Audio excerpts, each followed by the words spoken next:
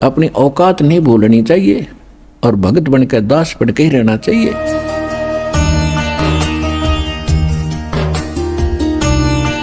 तो कहते हैं क्या होत हरि नाम से जो मन में नहीं विश्वास। भक्ति से क्या होगा जब विश्वास नहीं कि परमात्मा कुछ कर सकता है। एक समय एक नगरी के बाहर जंगल में एक तो 40 वर्ष से साधक साधना कर रहा था, बड़ी बड़ी दाढ़ी जटा, बड़ा सुप्रसिद्ध था उस क्षेत्र में।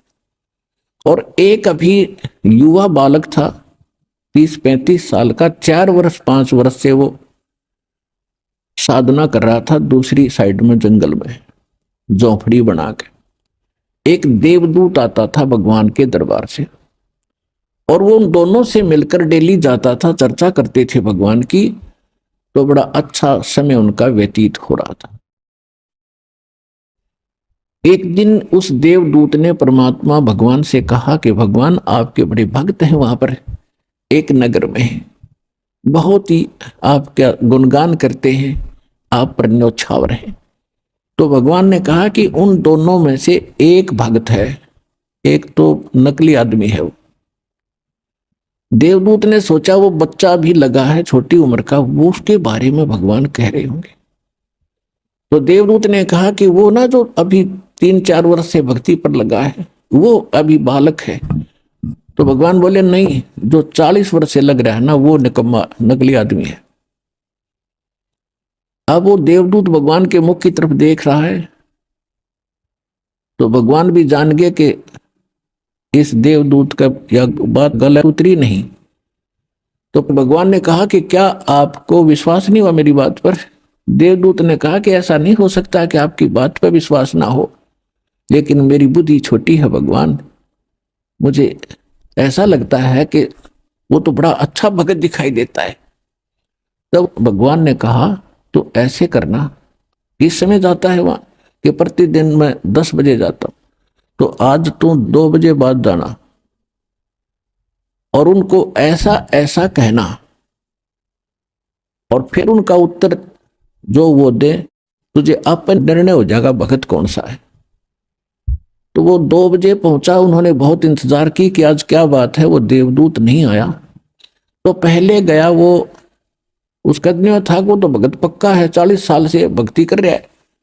उसके पास गया तो उसने कारण पूछा, देवदूत आज लेट क्यों आए, क्या कारण था, स्वस्थ तो हो। देवदूत ने कहा कि क्या बताऊं भगत, आज तो भगवान ने अनहोनी कर दी, ऐसा कमाल कर दिया और वो 1 बजे करना था इसलिए मैं आपके पास नहीं आ सका। और वो देख कर आया मैं उस कौतुक को। तो उस भगत ने पूछा कि क्या किया भगवान ने, कि परमात्मा ने सुई की नाके में के हाथी निकाल दिया। तो वो कहता 40 वर्ष वाला कि ऐसी झूठ बोल देवदूत किसी का जच जा, ये कभी हो सकता है क्यों सट्टे मारे। अब वो देवदूत भगवान की बात याद आती है, अरे सचमुच ये तो पशु है, जब इसका इतना विश्वास नहीं भगवान क्या नहीं कर दे, फिर क्यों डले ढो रहा है। उठ कर चल पड़ा, फिर चला दूसरे के पास जो कुछ ही समय से भगवान की भक्ति पर लगा था। अब उसके पास जाकर उसने सोचा यूं तो पता नहीं क्या सुना होगा, जो इतने पुराने भक्त ने ये उत्तर दिया इसका। उसने कारण पूछा भक्त ने कि देवदूत इतना देर से आने का क्या कारण था, आपकी इंतजार कर रहा था, आप आते हो तो चर्चा होती है भगवान की, आनंद होता है। तो उसने कहा कि क्या बताऊं भक्त, बताऊं तो जच्चा नहीं और बिना बताए मेरा पच्चा नहीं, बतानी जरूर पड़ेगी। अगर बता भाई बता, क्या बात है कि 1 बजे भगवान ने ऐसी अनहोनी कर दी, बस पूछो मत, कि पर बस कमाल कर दिया। आश्चर्य की बात है कि हाथी को सुई के नाके में के निकाल दिया। तो वो भगत कहता है ये कोई आश्चर्य है, भगवान काट दे सारी पृथ्वी ने सुई के नाके में गए, तो हाथी की बात करे। देवदूत ने उस बच्चे को सीने से लगा दिया, धन है तेरे माता पिता जिनसे जन्म हुआ। जब भगवान पे विश्वास नहीं है तो फिर डले क्यों ढो रहे हो, क्यों भक्ति कर रहे हो। भगवान जो चाहे सो कर सकता है। क्या बताते हैं सूक्ष्म वेद में गरीबदास साहिब ने परमेश्वर कबीर जी की महिमा बताई है। मौला थल से जल करे और जल से थल कर देत, साहेब तेरी साहेबी श्याम कहूं के श्वेत। अब क्या बताया है कि परमात्मा पूरी पृथ्वी को जल से भर दे, हजारों फुट ऊंचा एक पल में, और सब तहस नहस कर दे, और दूसरे पल में एज इट इज न्यो का न्यो बना दे। जो जहां बैठा जो काम कर रहा है, जितने बच्चे, एज इट इज बना देता है। तो कहते हैं परमात्मा तने भला कहूं या बुरा कहूं। एक भक्त था, अपने आत्माओं परमात्मा प्रत्येक युग में आते हैं और अच्छी आत्माओं को मिलते हैं। उनका विधान आपको वेदों से प्रमाणित भी दास ने कर दिया। तो हम क्या करते हैं, हम पूरा ज्ञान ना समझ के फिर नाम नूम लेकर फिर अपनी धुन से लगे रहते हैं। तो वो भी हमारी कमजोरी होती है। क्योंकि जैसे एक ग्राउंड है खेलने का, बच्चे जिसमें मैच खेलते हैं और उसकी कुछ मर्यादा बना रखी है कि इससे बाहर नहीं जाना चाहिए आपने। उससे बाहर जाते तो हम फाउल ही खेल रहे हैं, चाहे कितने किलोमीटर तुम कबड्डी कबड्डी करते अंडे जाओ, वहां लाभ आपको मिलेगा नहीं। वो तो उसी में करना जो कुछ करना आपने, तो मर्यादा के अंदर रहना चाहिए। फिर भी परमात्मा ने ये भक्ति बनाए रखने के लिए प्रत्येक युग में ये मंत्र दिए प्रथम, और उनकी उन्होंने डट के भक्ति करी, क्योंकि वो श्रद्धालु और उसी के लिए निकले थे घर से। तो उन्होंने खूब भक्ति की, उनसे सिद्धियां भी साथ इसमें पैरेलल आ जाती हैं। सूक्ष्म वेद में लिखा है कि शब्द महल में सिद्धि 24 और हंस पे छोड़े विश्व 20। हमारे इस मंत्र के अंदर 24 सिद्धियां आ जाएंगी। और यहाँ के भगत और संत तो एक आधी सिद्धि प्राप्त करके, हल्दी की गांठ प्राप्त करके अपन सारी बन जाते हैं।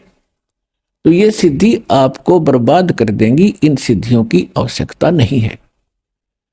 एक समय एक सिद्ध पुरुष के 2 शिष्य थे और उसने बता रखा था कि तुम ऐसी साधना करो, ऐसी साधना करने से तुम्हें सिद्धियां प्राप्त होंगी और जगत में तुम्हारी महिमा हो जाएगी।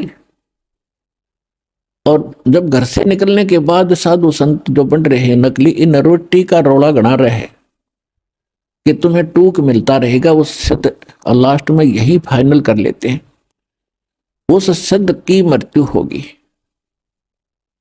और वो 2 चेले थे तो कई जने 2 मित्र थे, उनमें से आपस में आश्रम में रहते थे। उनकी मृत्यु के बाद वो जंगलों में चले गए अलग अलग दिशा को, कि वे गुरु जी ने जो साधना बताई है डट कर भक्ति करेंगे और सिद्धियां प्राप्त करेंगे।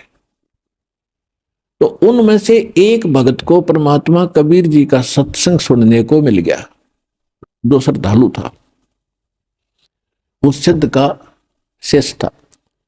और परमात्मा ने फिर बात बताई, भाई ये सिद्धि तो ऐसी है, सारा जीवन तो इन मंत्रों को जाप करके सिद्धियां प्राप्त करते हैं, फिर ये सिद्धि कुछ दिनों के बाद समाप्त हो जाती है। दुनिया में प्रभुता तो ऐसे बन जाती है, लेकिन आपका जीवन नाश हो जाता है। जैसे आप देखते हो वर्षा के मौसम में चींटियां होती, पंखों वाली कीड़ी निकलाती हैं, और वो पहले भी वहां जो आम चींटियों में वो भगवान बनी बैठी थी, क्योंकि वो तो पंख वाली थी, आकाश में उड़ जाती थी। आम चिट्टी तेनों समझती है तो भगवान तो मिलकर आती होंगी, जब पता नहीं कहाँ उड़कर चली जाती हैं।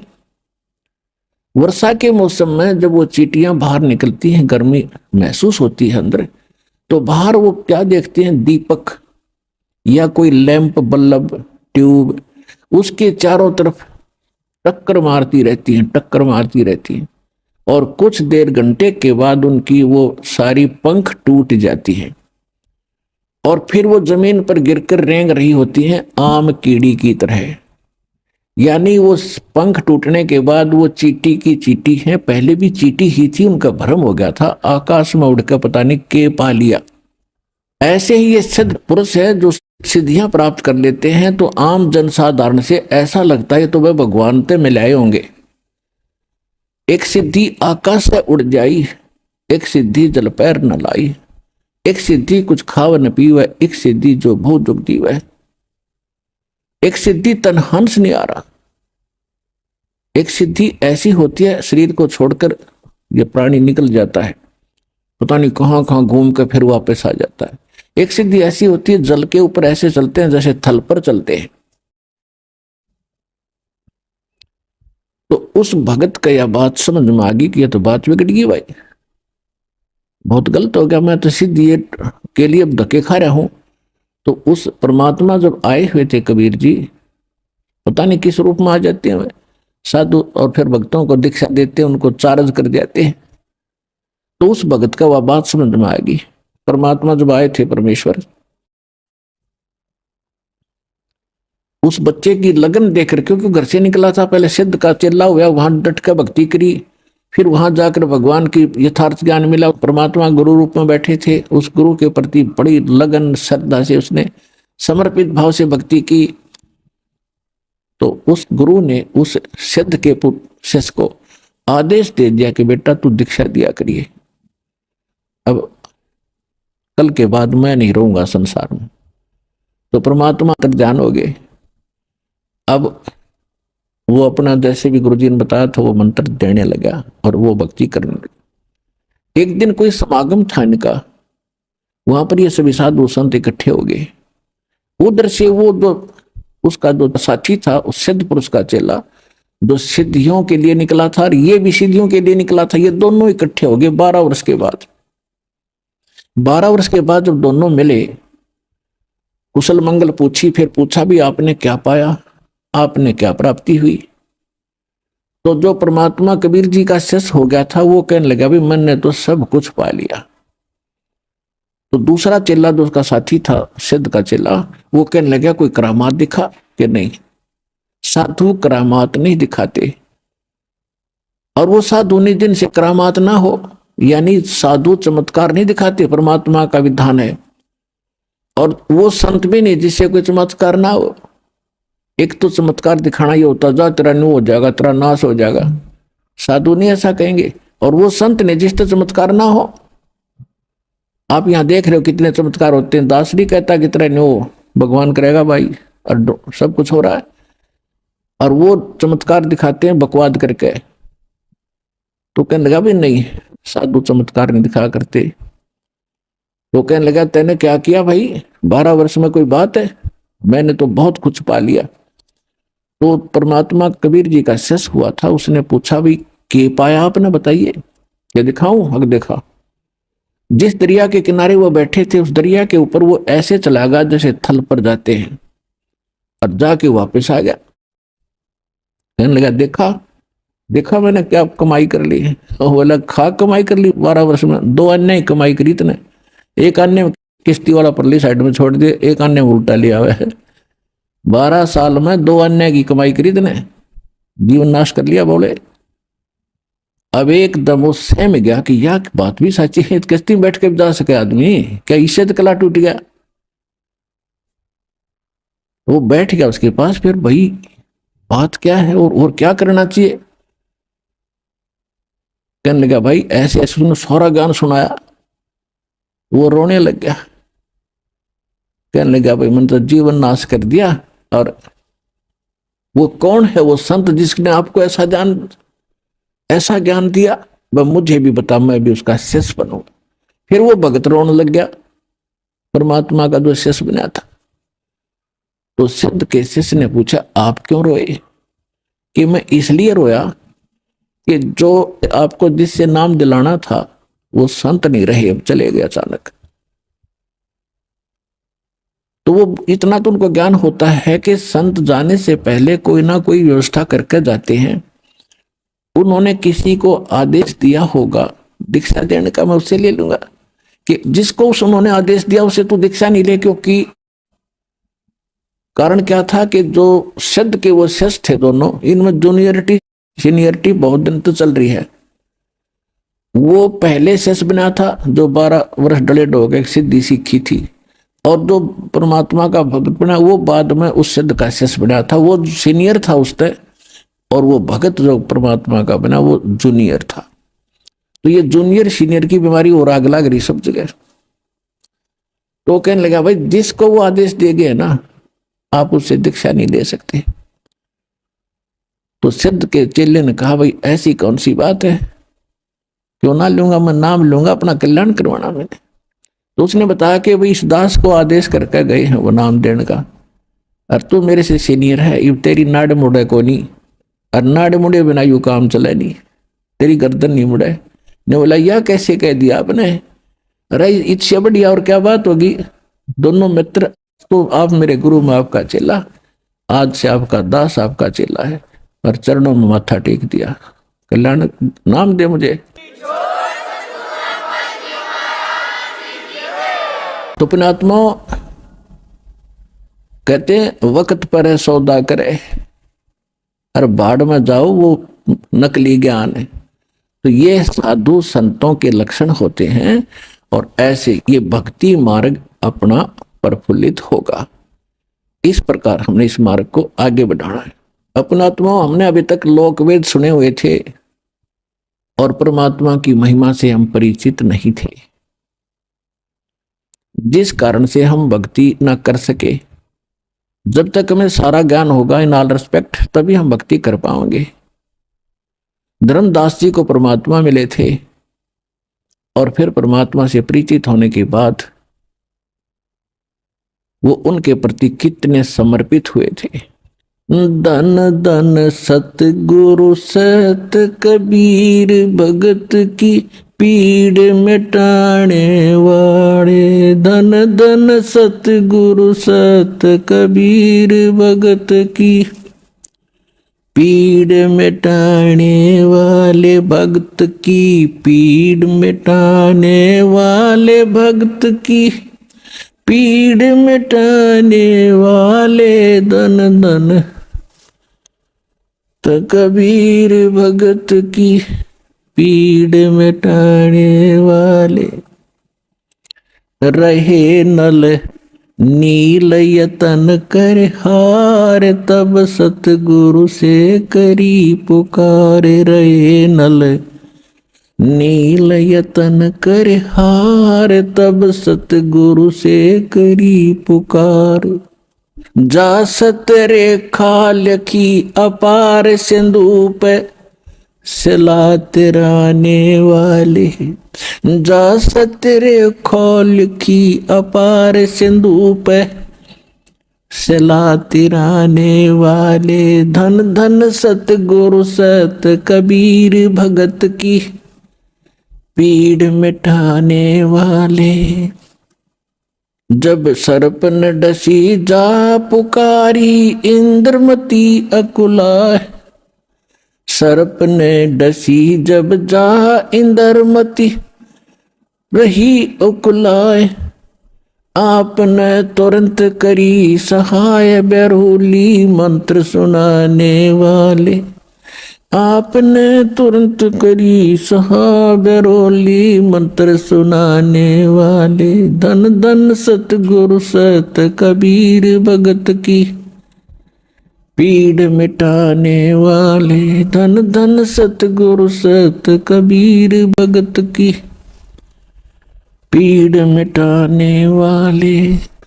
दामोदर सेठ के हों थे अकाज, अर्ज करी डूब तो देख जहाज, दामोदर सेठ के हों थे अकाज, अर्ज करी डूब तो देख जहाज, लाज मेरी रखियो गरीब नवाज, समुद्र से पार लंघाने वाले, लाज मेरी रखियो गरीब नवाज, समुद्र से पार लंघाने वाले, धन धन सतगुरु सत कबीर भगत की पीर मिटाने वाले।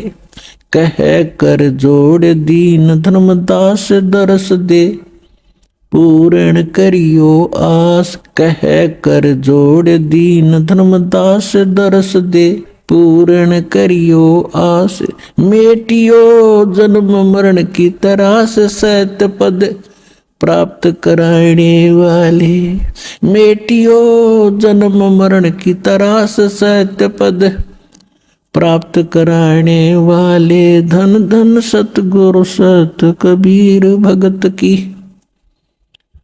पीड़ मिटाने वाले। अब पहले ये भक्त धर्मदास जी जो थे ये श्री राम के कट्टर पुजारी थे, और श्री विष्णु जी, श्री कृष्ण जी, जैसे हम आम हिंदू दशा में ज्ञान था हम सभी ऐसे ही पूजाएं करते थे। और जब परमात्मा के ज्ञान से वो परिचित हुए तब वो कह रहे हैं कि परमात्मा हम तो भ्रमित थे, अब पता चला सच्चाई क्या थी। अब जैसे पुण्यात्माओं हम सुना करते थे कि समुद्र के ऊपर पुल श्री रामचंद्र जी ने बनवाया, ठीक है। फिर हम सुनते थे कि नल नील के हाथों में एक ऐसी करामात थी कि जो पत्थर उठा के रख देते थे वो पानी में डूबा नहीं करते। तीसरा हम कारण सुनते थे कि हनुमान जी ने उस पर राम नाम लिख दिया था, इसलिए पत्थर तिरे थे। ये था लोकवेद दंत कथा उआबाई, जिसका कोई सिर पैर नहीं था। वास्तविकता ये थी कि परमात्मा चारों युगों में आते हैं। कबीर परमेश्वर जी, सतयुग में सत सुकृत कह टेरा, त्रेता नाम मुनिंदर मेरा, द्वापर में करुणा में कहाया, और कलियुग नाम कबीर धराया। तो दूसरे युग त्रेता युग में परमात्मा मुनिंदर नाम से आए थे, मुनिंदर ऋषि, और वो ऐसे शिक्षा दिया करते थे, ज्ञान सुनाते थे। कुछ श्रद्धालु उनकी दीक्षा लेकर जो दुखी आते थे परमात्मा के दरबार में। देखो वैसे तो हम विज्ञानी काल न पकाए रखे हैं, घने विद्वान बना रखे हैं, किसी से आगे कोई चर्चा करके देख लो आपको 20 वाणी सुना देगा कबीर साहिब की, और गीता के श्लोक सुना देगा, वेदों के मंत्र निरे सुना देगा, और क्या पता नहीं इनको। तो इसी प्रकार परमात्मा से बहस विवाद करने वाले बहुत गणे होया करते थे त्रेता। लेकिन जो दुखी होते थे वो सब जगह थक लेते थे, परमात्मा के पास जाते थे। और वो तो परमात्मा दयालु हैं, उनके बच्चे हैं सभी, उनके पास आएंगे तो माँ बाप पर देखा जा बालक दुखी तो सुख भी देगा जब नीत साबित होगी। वो जाते ठीक होते, 20 को और बताते भाई वहां जाते ऐसा दुख हुआ था, मैं ठीक हो गया। और नल और नील नाम के ये दोनों मौसी के बेटे थे, आपस में अलग अलग माताएं थी, वो आपस में बहनें थी। तो ये दोनों कुछ प्राकृतिक प्रकोप इनके संस्कार का था। ये सब ऋषि महर्षियों के पास जा चुके थे, कुछ मेंटली डिस्टर्ब थे, और सारा दिन भारी भारी शरीर रहता था, ऐसे शरीर दिमाग भी घना काम नहीं कर रहा था, यानी ज्यादा डिस्टर्ब थे।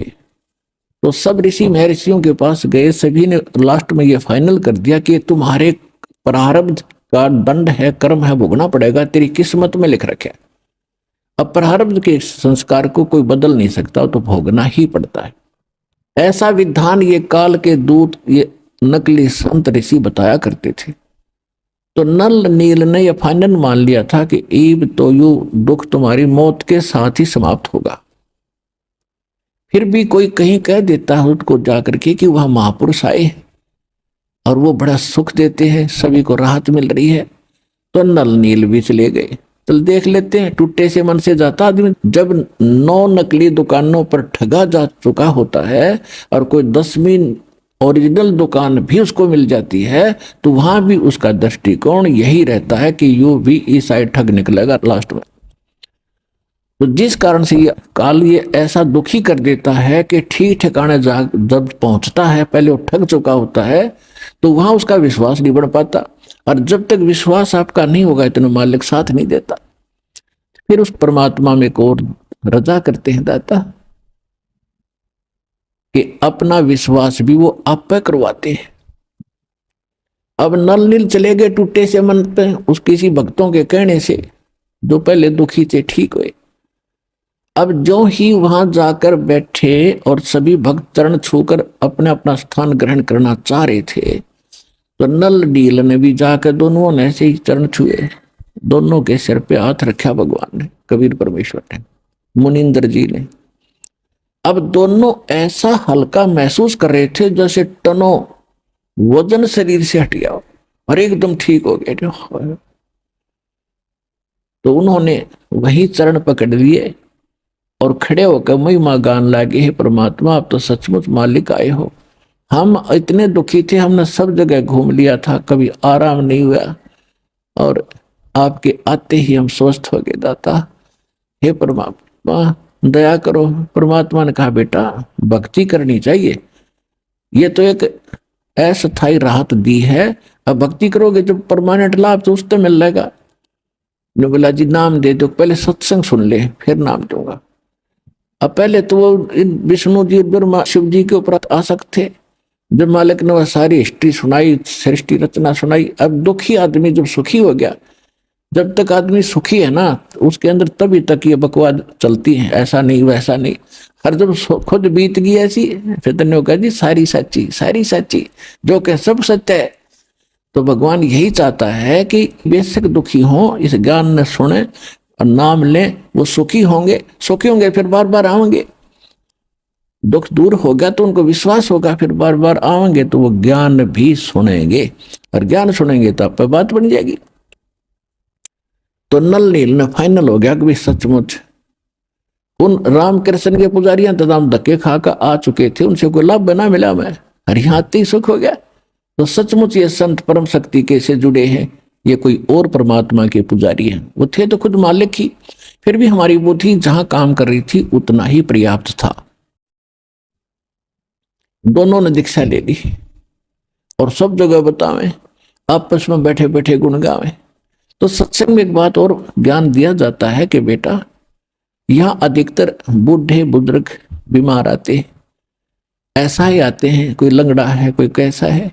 तो अपने भाई बहनों की तुम ये भक्त हैं, ये भगवान के लिए आए हैं और इनकी सेवा करनी चाहिए, इनके बर्तन धोते कपड़े साफ करे जिसे बन सके तुमसे, तो इसका बड़ा पुण्य होगा। तो इस भाव से, क्योंकि जो दुखी आदमी है उन्हें सोचा है भगवान गढ़ी कमाई कर लूं, जितनी हो उतनी थोड़ी। तो वो दोनों जने ने यह पक्की कर ली कि भी इतने भी यहाँ आते सत्संग के अंदर भक्त जो ऐसा आए हैं, उनके कपड़े उनके बर्तन हम धोया करेंगे।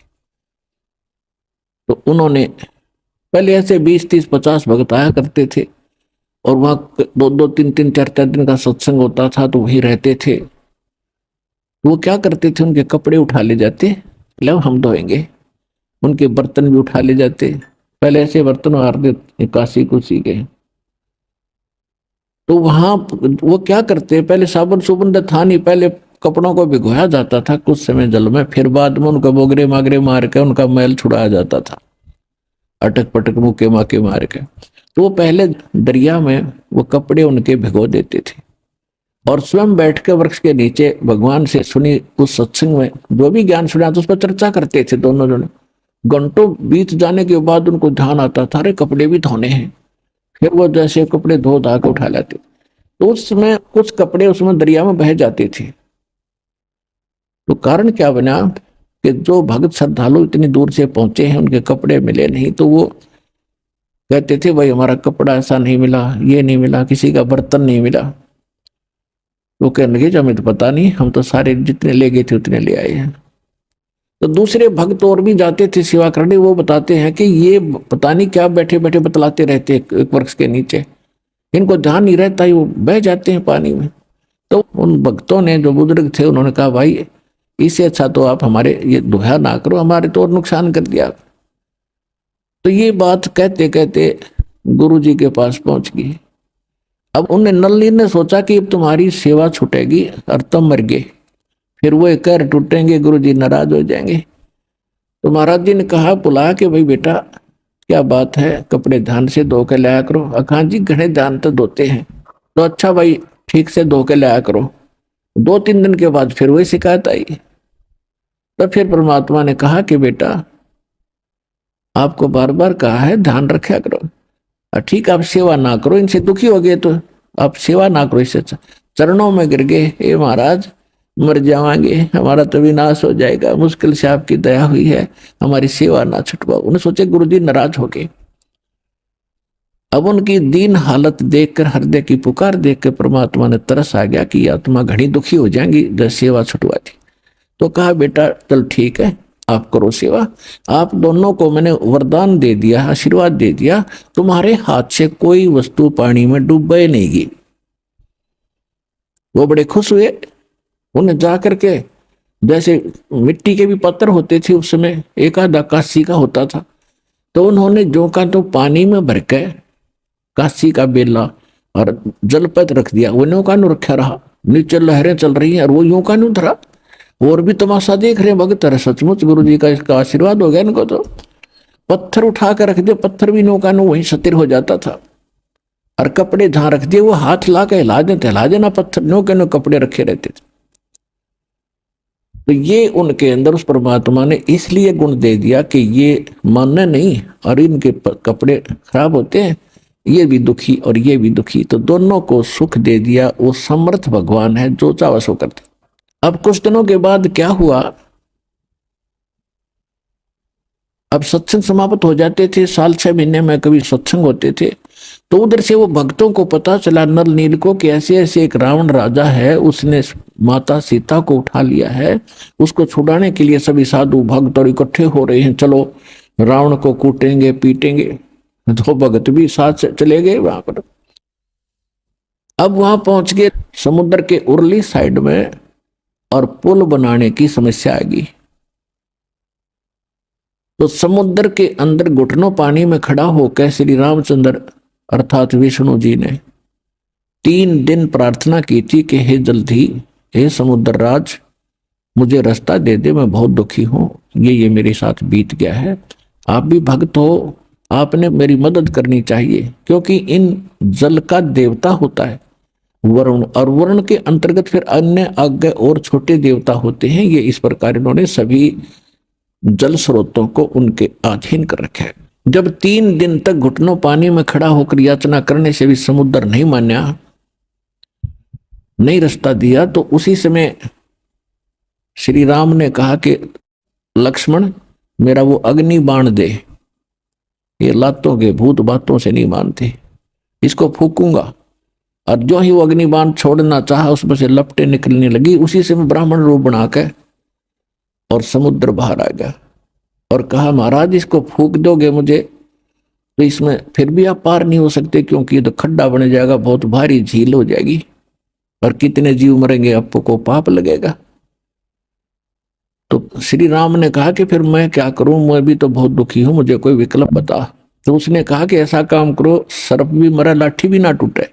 कि वो कौन सा तरीका, कि समुद्र ने कहा कि आपकी सेना में नल नील नाम के 2 एक भक्त हैं, उनके गुरुजी का दिया उनको आशीर्वाद है कि वो जल के ऊपर चाहे पत्थर भी धर दें, वो डूबता नहीं।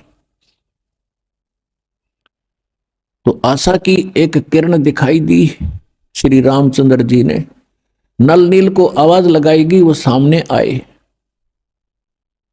अब यहां हम मार खाते हैं कि जैसे माता गर्भ को रखे यत्न बना, ठेस लगे तो अक्षीण हो, तेरी ऐसे भक्ति जावे। अब वहां नर देखा कि यहां तो अंगद भी फेल हो गया, हनुमान जैसे बलवान भी फेल है तुम्हारे सामने, आज तुम्हारी महिमा होगी। यह मार खाता प्राणी यहाँ पर है।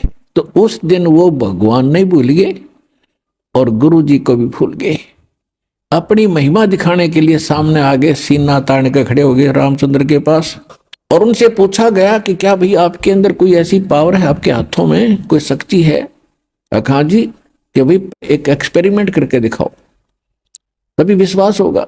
तो उन्होंने पत्थर उठाया, रख दिया, डूब गया। दूसरा उठाया, फिर डूब गया। उनको तो विश्वास था कि डूबता ही नहीं था। तो वो एकदम सहम गए, भाई आज क्या अपनी दोनों के हाथ से पत्थर नहीं तर रहे। तब उस ब्राह्मण रूप में खड़े समुद्र की तरफ श्री रामचंद्र जी ने ऐसे देखा, ये कहना चाहा हो कि समुद्र तू झूठ बोल रहा है। तब समुद्र ने कहा कि नलनील, तुमने बड़ी भारी गलती कर दी, आज तुमने अपने गुरु को याद नहीं किया, जिस कारण से तुम फेल हो गए। रहे नल नील यतन करे हार, तब सतगुरु से करी पुकार। रोए नल नील यतन करे हार, तब सतगुरु से करी पुकार। जा सत रेखा लिखी अपार सिंधु पे, सिला तिराने वाले।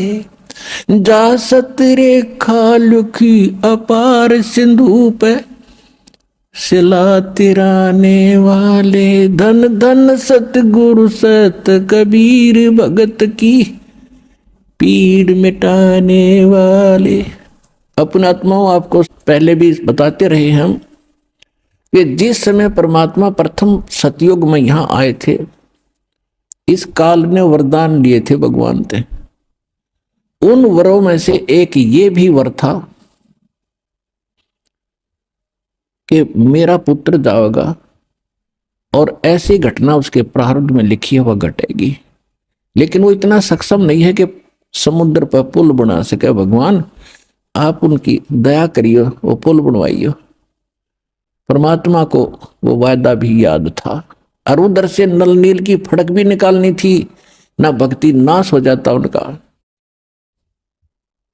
उनको ये बताना था कि जैसे माता गर्भ को रख यत्न बना और ठेस लगे तो छन्न हो तेरी, ऐसे भक्ति जा। अब उसमें अभिमान आ गया उनके अंदर, उन्होंने अपना भट्ठा बैठा लिया। तो इसी प्रकार हम छोटी सी कोई सिद्धि या शक्ति प्राप्त करके अपनी औकात नहीं भूलनी चाहिए और भगत बनकर दास बनकर ही रहना चाहिए। जो कुछ भी हो रहा भगवान की कृपा माना, अपने सर पर नहीं ले, नहीं तो बहुत हानि हो जाएगी। तो जब परमात्मा वहां पहुंचे ऋषि रूप में, श्री राम ने भी चरण दिए, समुद्र ने भी चरण दिए और भी सेना वहीं से अपना प्रणाम किया। तब श्री रामचंद्र जी ने कहा कि भगवान ऐसे ऐसे मेरे ऊपर आपत्ति आई है और आज आपके चेलों में वो शक्ति नहीं रही जो आपने वरदान दिया। तो परमात्मा ने कहा कि इनमें वो शक्ति अब रहेगी भी नहीं, समाप्त होगी आज से। इन्होंने बहुत बड़ी गलती की है, इनमें प्रभुता आएगी, मान बढ़ाई घर करेगी। और जहां मान बढ़ाई और अहंकार है वहां मैं नहीं रह सकता, भगवान नहीं रहेगा। फिर श्री राम ने कहा कि परमात्मा हे महर्षि जी, हमारे ऊपर एक ऐसी आपत्ति आई है, इसका समाधान करो। आप जब अपने बच्चों को, अपने शिष्यों को ये शक्ति दे सकते हो तो मेरा भी कुछ ये संकट निवारण करो। तब परमात्मा ने एक सोटी उठाई, डंडी, और कहा जो मेरे पीछे पीछे। उन्होंने एक पहाड़ था, उसके चारों तरफ एक रेखा खींच दी चारों तरफ, और कहा कि इसके बीच के पत्थर उठा लो, अपने आप तैर जाएंगे। वो पत्थर उठा के लाए, क्योंकि डरे थे। हनुमान जी बोला बेटा जब राम का नाम लिख दूं इस पर। अब अपनी अपनी क्रिया सारे कर रहे थे, राम का नाम पहला ना लिखा तने, लिख के पहले थक लिए थे। वो राम का नाम लिख दिया, वो दर दी, वो तेरी तो इसलिए थी। अब कहते हैं रहे नल नील यतन कर हार, तब सतगुरु से करी पुकार। जा सत रेखा खींची अपार सिंधु पे, सिला तिराने वाले। धन धन सतगुरु सत कबीर, भगत की पीड़ मिटाने वाले। अब देखो ये था उआ बाई का ज्ञान। श्री राम ने पुल बना दिया और पार कर गया, पत्थर तिरा दिए। फिर कहते हैं नल नील के हाथों बड़ी पावर थी, तो तिर गए। फिर कहते थे राम नाम लिख दिया हनुमान ने, उससे पत्थर तिर गए। जगत का पेखना पेख्या, धनी का नाम ना लेखा। एक दूसरे पर आश्रय दे रहे हैं जगत के ऊपर। कहते जो करने वाला तो उसका कितना जिक्र नामो निशान भी नहीं, जिस कारण से आप अभी तक भगवान की महिमा से दूर रहे और उसके लाभ से भी वंचित रहे। अब आपको वो तत्व ज्ञान और यथार्थ भक्ति और मंत्र समाधान मिला है, वो इस दास के पास है। और अपना कल्याण कराओ। दास पलकें बिछाई बैठा आपके लिए। आप भगवान के बच्चे हो।